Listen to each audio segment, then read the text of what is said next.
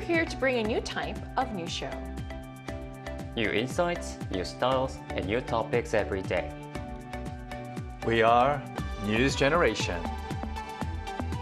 Bringing news just for you. It's Wednesday, July 15th here in Seoul. I'm Isujin, and this is News Generation.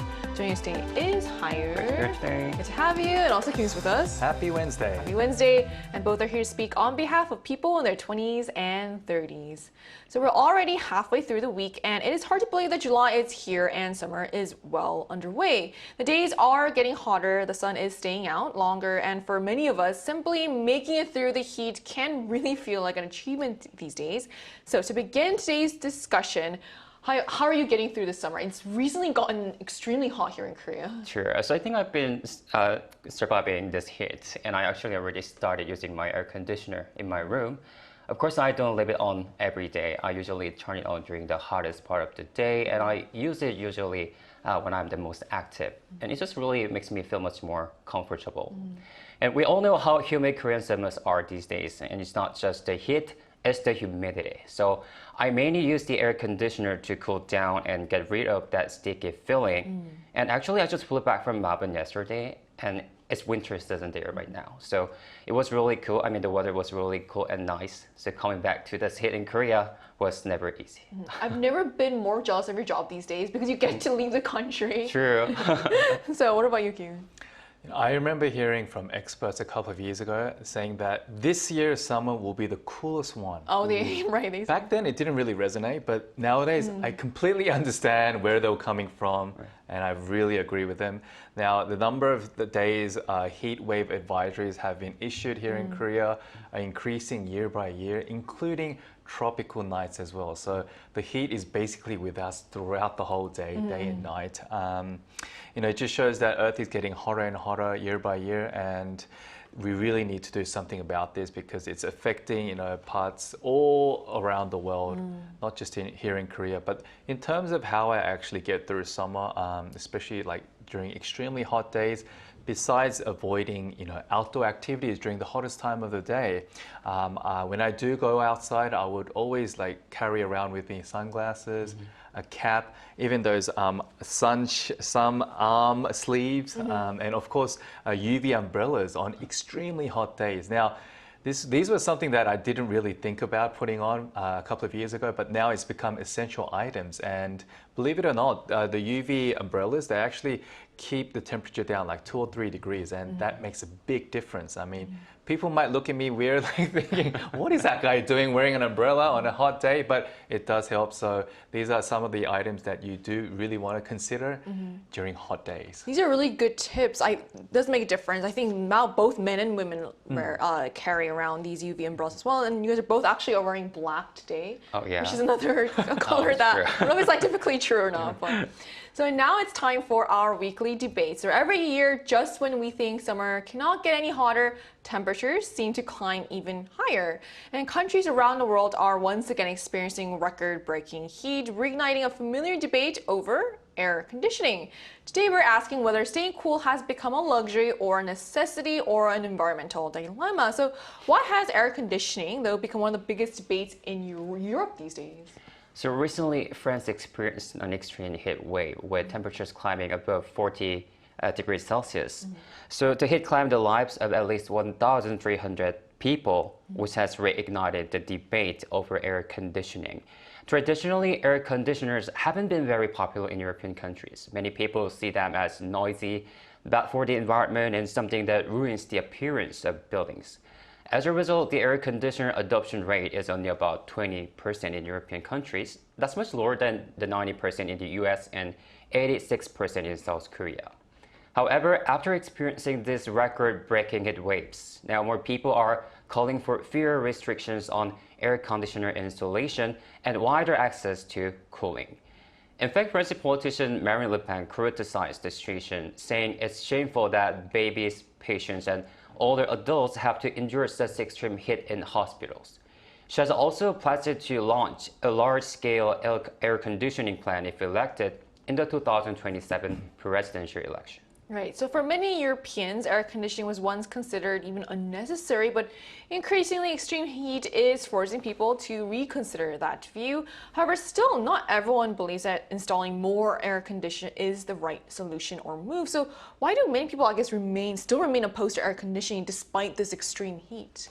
You know, Europe has always been an advocate of protecting the environment and going green by minimizing greenhouse emissions. Hence, many countries, especially France, were very much against using air conditioners due to its high level of electricity consumption and emission of greenhouse gases. In fact, 78% of people in France still think air conditioning is not environmentally friendly. Furthermore, the Minister of Ecological Transition expressed skepticism, noting that air conditioning cannot prevent wildfires or crop damages. The Deputy Mayor of Paris also voiced opposition, saying that Paris does not aspire to become like the American cities where they have air conditioning hanging outside building walls and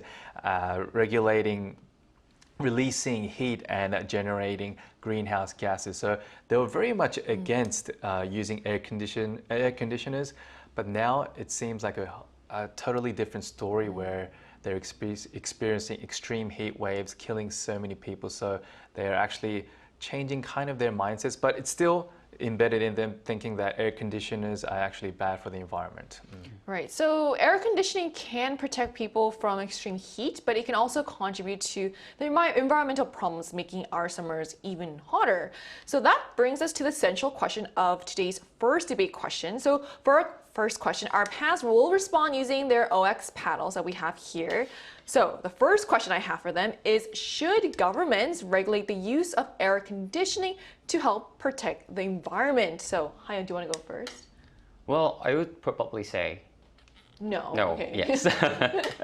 So I don't think restricting or limiting the use of air conditioners is the right approach, because I think it could threaten the people's basic right to stay safe and healthy, right? So as climate change gets worse, heat waves are becoming more intense and people are actually losing their lives because of extreme heat. And we even have a medical condition called heat stroke.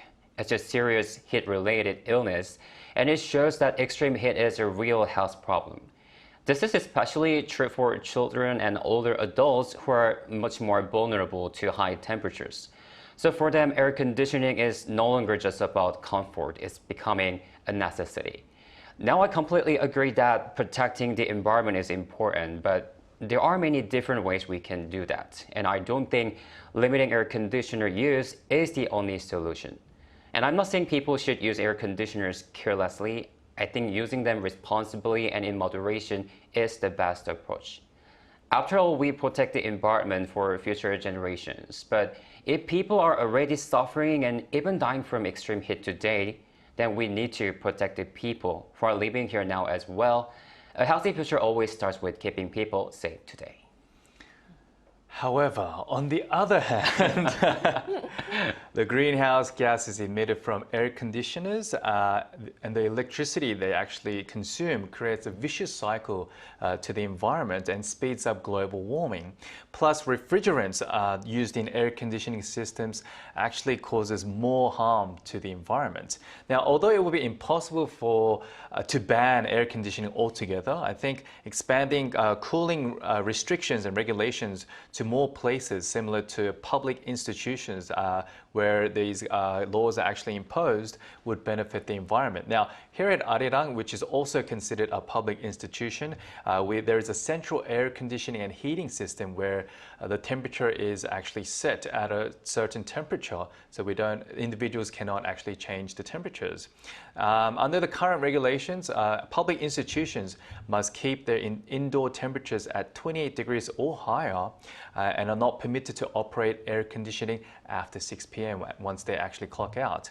Now, on a side note, if you're a resident of Korea or have visited Korea, I'm sure many of you have noticed, especially during summer, how cold some buildings, including cafes, or even subways and buses, how cold they can get, to a point where some people actually get air conditioning sickness. And I've experienced this as well because of the massive differences in temperatures from outdoor and indoor. So I think it'll be nice to have kind of like a moderate temperature and regulations as well to keep the majority of the people feeling cool, not cold.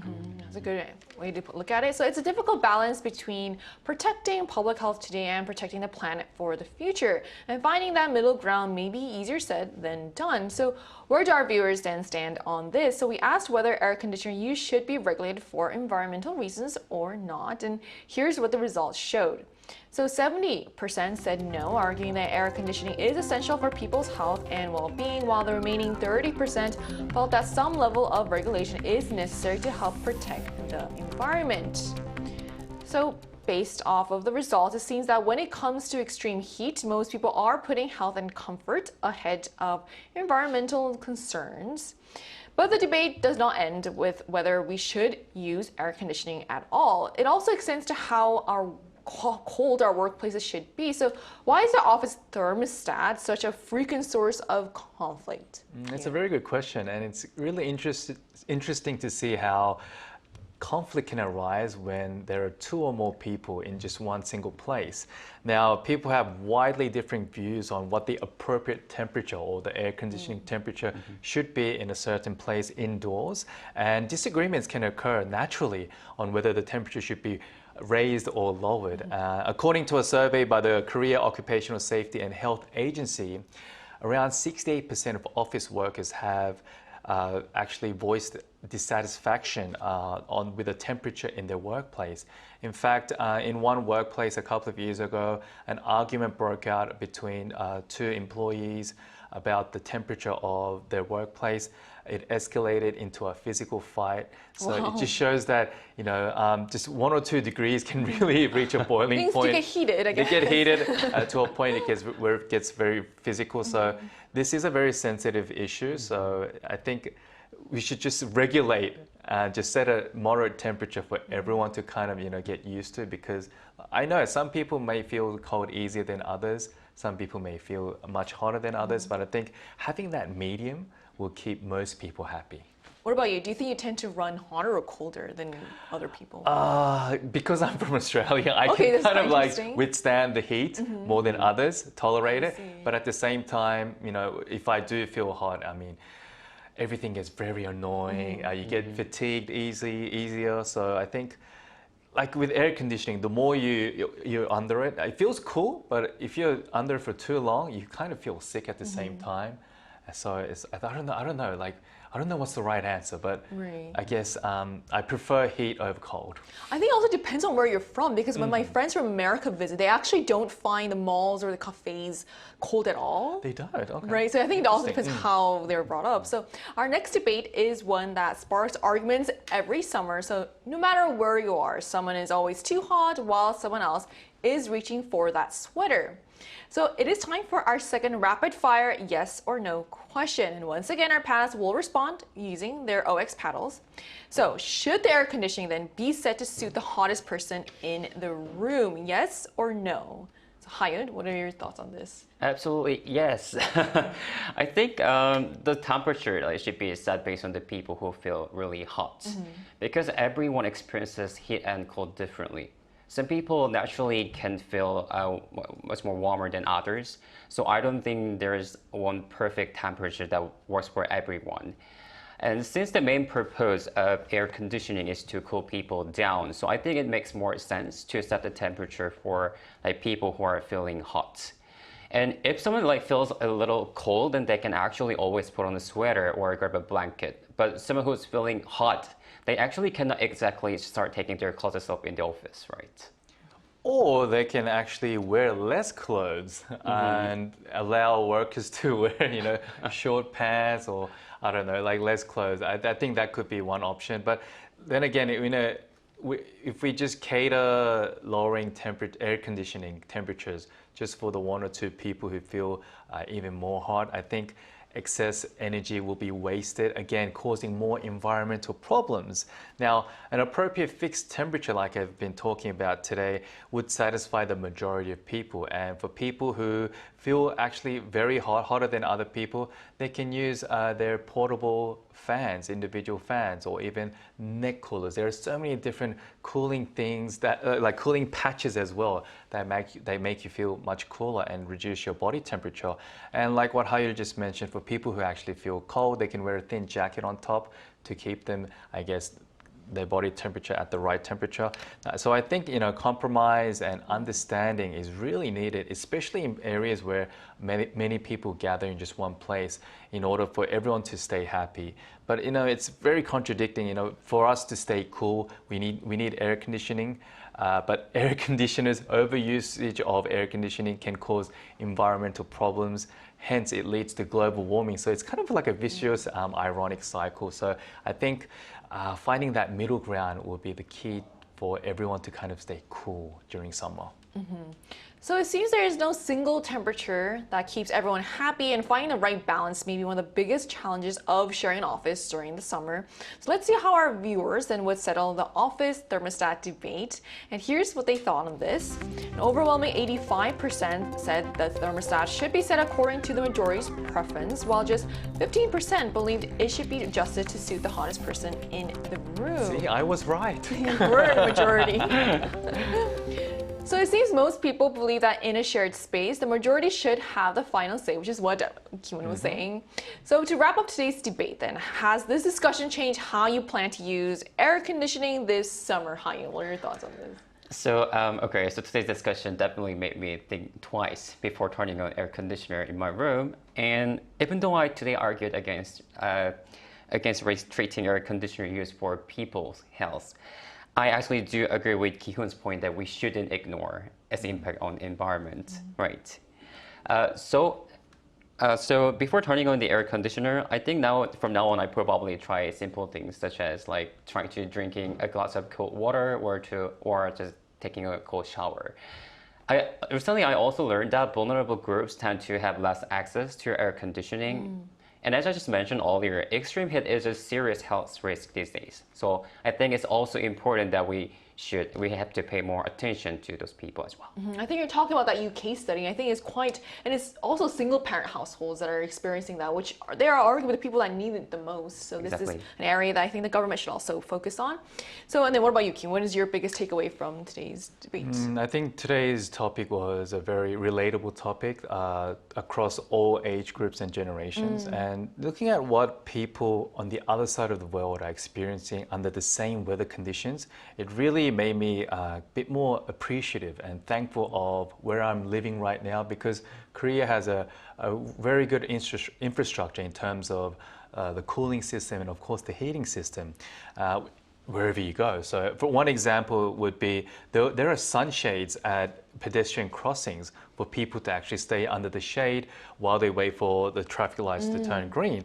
And I think this is like just a minor kind of convenience that a lot of Koreans that just could take for granted. I mean, I haven't seen these sunshades in other countries yet, and I think it's just super convenient, like what the government actually does, how much they think about the society and the civilians. And of course during winter as well, if you go to bus stops, the seats are actually heated. The best. It's the best. You also charge your they have phones while you you're can sitting also down. charge your phones at the same time. I mean, like, which country actually has this? So we tend to kind of forget all the things we have in our daily lives that gives us so much convenience.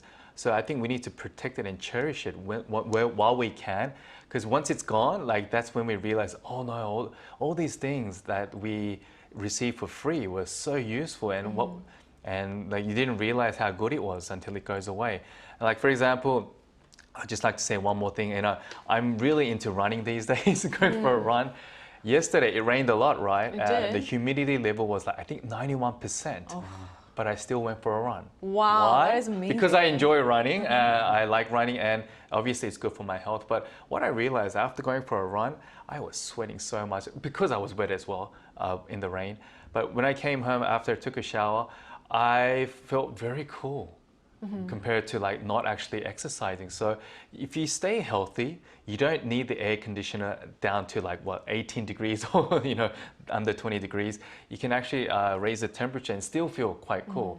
And like I said, like wearing sunglasses, cap, wearing, I don't know, these arm sleeves as well. These are little things that can really keep you cool. So I think everyone needs to kind of work collectively in order to really live through the summer. Because at this point, it does feel like a fight. Yeah, it's like a battle against heat. This summer is going to be the coolest one. Next year is going to be much hotter, so let's embrace it. And you mentioned bus stops, and also, not all bus stops have it, but an increasing number of bus stops they have set up booths where you can go in. And they're air conditioned. They do. So you can just hide in there, wait for your bus to Exactly. come. So these are also great. Super convenient. Right. So as summer is continuing to get hotter, conversations about air conditioning are only going to become more common. The challenge will be finding the right balance between comfort, health, and protecting the environment. After all, staying cool shouldn't come at the expense of each other or the planet. That brings us to the end of today's episode of News Generation, but News Gen will be back tomorrow at 10:30 a.m. Korea time with more stories and discussions. A big thanks to Hire. It was my pleasure. And also Hyun. Thank you. Let's stay cool. Stay cool. And to our viewers, thank you so much for watching. Hopefully, today's debate is the only thing that gets heated, and you'll keep her cool in more ways than one for the rest of the week. We are News Generation.